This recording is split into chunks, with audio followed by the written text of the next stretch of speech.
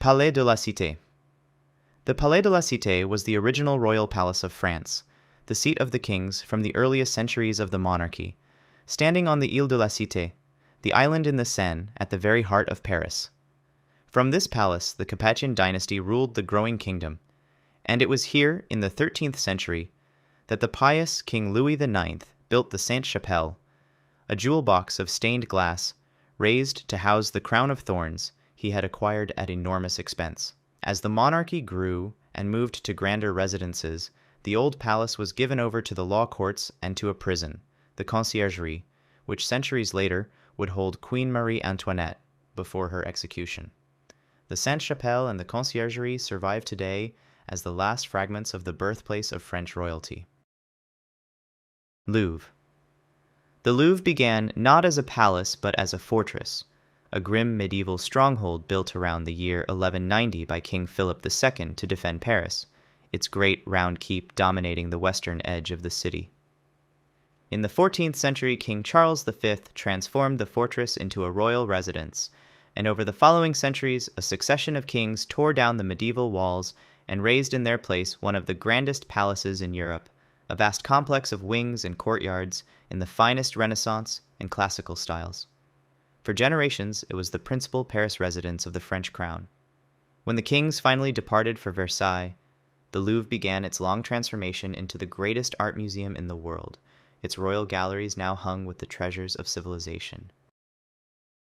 Château de Vincennes.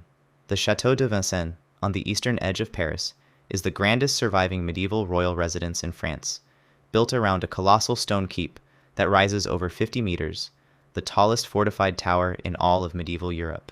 Begun in the 14th century, it served the kings as a secure fortress residence, a place of refuge in dangerous times, and a treasury for the crown's most precious possessions.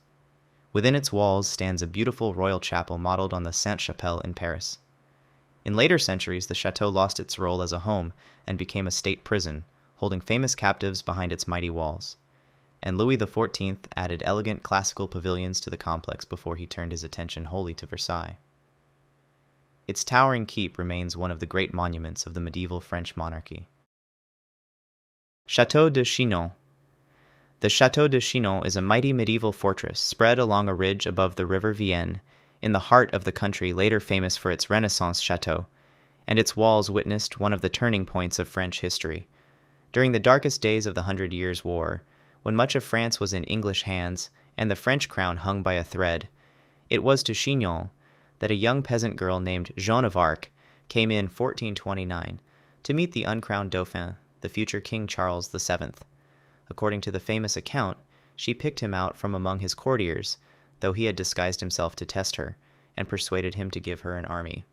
From that meeting in the Great Hall of Chinon began the campaign that would drive the English from France and change the fate of the kingdom. Château d'Amboise. The Château d'Amboise rises dramatically above the river Loire and was one of the favorite residences of the French kings at the dawn of the Renaissance. King Charles VIII was born and died within its walls, and it was he who first brought Italian craftsmen and the new Italian style to France, after his campaigns across the Alps, planting the seeds of the French Renaissance at Amboise. The young King François I spent his childhood here, and later held a glittering court in the chateau. Amboise holds one treasure above all others, for in its little chapel of Saint-Hubert lie the remains of Leonardo da Vinci, who spent the last years of his life nearby as a guest of the king, and who, according to legend, died in the arms of François himself. Château de Blois.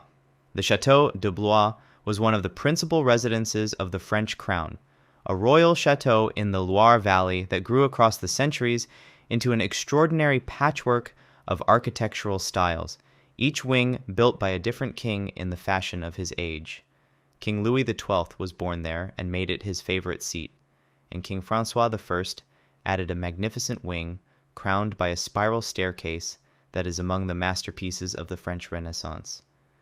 But Blois is remembered above all for a night of violence in 1588, when King Henry III, locked in a deadly struggle for power, had the mighty Duke of Guise summoned to the royal chamber and cut down by the king's own guards, an assassination that shook the kingdom and hastened its descent into religious civil war.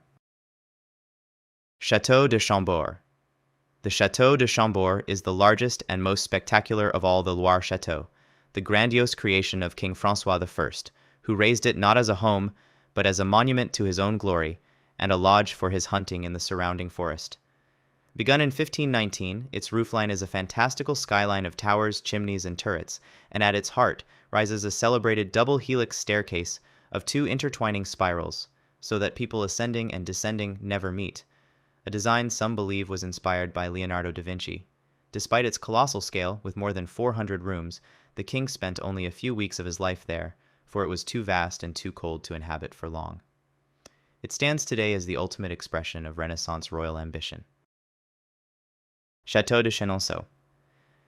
The Château de Chenonceau is the most graceful of the royal chateaux of the Loire, famous for the elegant gallery that stretches on great arches directly across the river Cher, its reflection shimmering in the water below. It is known as the Château of the Ladies, for its history was shaped by a succession of remarkable women. King Henri II gave it to his beloved mistress, Diane de Poitiers, who created its celebrated gardens and built the bridge across the river.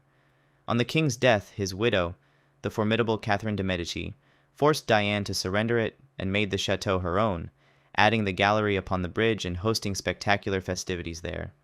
Passing through the hands of these powerful royal women, Chenonceau became one of the most beautiful and beloved of all French royal residences. Château de Fontainebleau. The Château de Fontainebleau has the longest royal history of any residence in France, used by the monarchs of France without interruption for some 7 centuries, from the Middle Ages to the fall of the Second Empire. Set amid a great forest that offered superb hunting, it was the true home of the French kings, and Napoleon himself called it the House of the Ages. King François I transformed the medieval castle into a Renaissance palace, and imported Italian artists whose work created a whole new French style of decoration.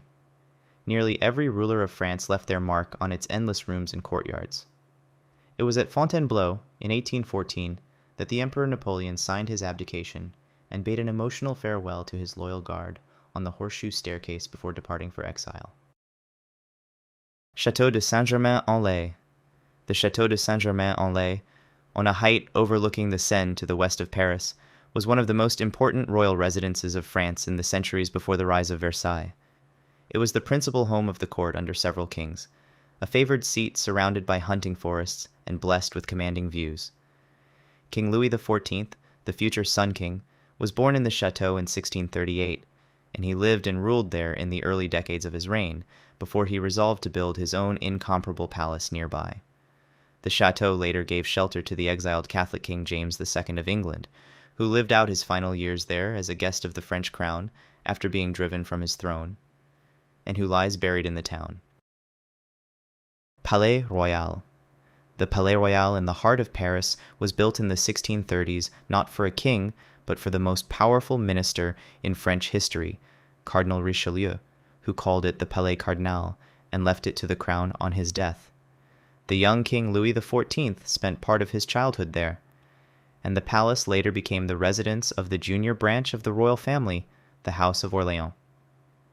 In the 18th century, its owner opened the gardens and the surrounding arcades to the public, filling them with shops, cafes, and theaters, and the Palais-Royal became the most fashionable and liberated gathering place in Paris, a hotbed of gossip, pleasure, and radical politics. It was in its gardens, in July 1789, that the first sparks of the French Revolution were fanned into flame. Palace of Versailles. The Palace of Versailles is the supreme monument of the French monarchy and one of the most famous buildings on earth. It began as a modest hunting lodge, but King Louis XIV transformed it into an incomparable palace, and in 1682 moved the entire government and court of France to Versailles, making it the seat of his absolute power. He compelled the great nobles of the kingdom to live there under his eye, caught up in an endless ritual of etiquette that revolved around the person of the king, and its dazzling hall of mirrors and vast formal gardens proclaimed the glory of the Sun King to all the world. For over a century, Versailles was the center of France, until in 1789 a revolutionary crowd marched out from Paris and brought the royal family back to the city, ending forever the age of Versailles. Grand Trianon. The Grand Trianon stands in the Park of Versailles, a smaller palace built by King Louis XIV as a refuge from the very court he had created. Even the Sun King, master of the most magnificent palace in Europe, needed an escape from the crushing formality and the crowds of Versailles, and so he raised this elegant single-story palace of pink marble and porphyry, set among private gardens, where he could retreat with his family and closest intimates. Its calm and graceful architecture, opening directly onto flower beds through great windows, was a world away from the grandeur of the main palace. Later rulers of France cherished it in turn, and the Emperor Napoleon restored and refurnished it for his own use, so that the Grand Trianon carries the taste of several ages of French power. Petit Trianon. The Petit Trianon is a small and perfect neoclassical chateau in the Park of Versailles, forever associated with one woman, Queen Marie Antoinette. It was built by King Louis XV, but King Louis XVI gave it to his young queen as a private domain entirely her own, a place where she could escape the suffocating rituals of the court and live for a few hours, almost as a private person. Around it she created an idealized garden and, most famously, the Hameau, a picturesque model village of thatched cottages and a working dairy where the queen and her friends could play at the simple rural life. To her enemies, this fantasy of rustic simplicity, built at great expense while the people went hungry, became a symbol of a monarchy dangerously out of touch with its subjects. Château de Compiègne. The Château de Compiègne was one of the three great seats of royal government, ranked by tradition alongside Versailles and Fontainebleau as a principal residence of the kings of France. Set beside a vast forest north of Paris that was prized for the royal hunt, the medieval castle was rebuilt in the 18th century as an elegant classical palace for King Louis XV and King Louis XVI. It reached its greatest brilliance under the emperors, however, for both Napoleon I and Napoleon III made it a favored residence. Under the Second Empire, it became famous for its lavish house parties, the celebrated series of Compiègne, in which the emperor gathered the most glittering figures of the age for weeks of hunting, theater, and entertainment, making the palace one of the social centers of 19th century Europe. Château de Rambouillet. The Château de Rambouillet, set in a great forest to the southwest of Paris, served the French crown across many reigns and witnessed both royal death and royal retreat. It was here, in 1547, that King François I, the great patron of the Renaissance, died after a long reign. Centuries later, King Louis XVI acquired the estate for its superb hunting, and for his queen, Marie Antoinette, he built an exquisite dairy, where she could enjoy the pleasures of the countryside. The chateau saw the final act of the monarchy more than once, for it was to Rambouillet that King Charles X fled during the Revolution of 1830, signing his abdication there before going into exile. In the modern republic, the chateau became a summer residence of the presidents of France. Château de Pau. The Château de Pau stands far to the southwest of the other royal residences, in the foothills of the Pyrenees in the Old Kingdom of Navarre, and it holds a special place in French history as the birthplace of one of the nation's most beloved kings. It was here, in 1553, that the future King Henri IV was born, and legend tells that the infant's lips were rubbed with garlic and moistened with the local wine, and that he was cradled not in a fine crib, but in the shell of a great tortoise, which is still displayed in the chateau to this day. Henri, born a prince of the small Pyrenean kingdom, would go on to inherit the throne of France and found the Bourbon dynasty that ruled the country for 2 centuries, making his modest birthplace a cradle of kings. Château de Saint-Cloud. The Château de Saint-Cloud was one of the most splendid palaces in France, set on a hillside above the Seine to the west of Paris, with terraced gardens and fountains that rivaled those of Versailles. It belonged to the Orléans branch of the royal family before it became a favored residence of the rulers of France. It was at Saint-Cloud, in 1799, that Napoleon Bonaparte carried out the coup that brought him to power, and there in 1804 that the French Empire was proclaimed. The palace became a beloved home of Napoleon and later of the Emperor Napoleon III. Its end was sudden and violent, for during the Franco-Prussian War in 1870, the palace caught fire under bombardment and was gutted, and the ruins were later demolished, so that this magnificent residence has vanished entirely from the earth. Château de Marly. The Château de Marly was the most private and exclusive of all the creations of King Louis XIV, a retreat so intimate that an invitation to it was among the greatest favors the Sun King could grant. Weary even of the Grand Trianon, the king built at Marly an entirely novel kind of residence, a central pavilion for the king himself, flanked by 12 smaller pavilions for his most favored guests, set among spectacular water gardens, cascades, and groves. To be asked to Marly was the dream of every courtier, and the cry of hopefuls begging to be included became famous at Versailles.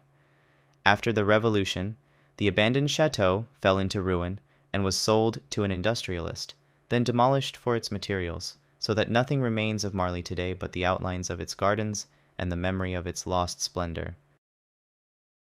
Palais des Tuileries. The Palais des Tuileries was the great royal palace of Paris, and its destruction left a wound in the city that is still visible today.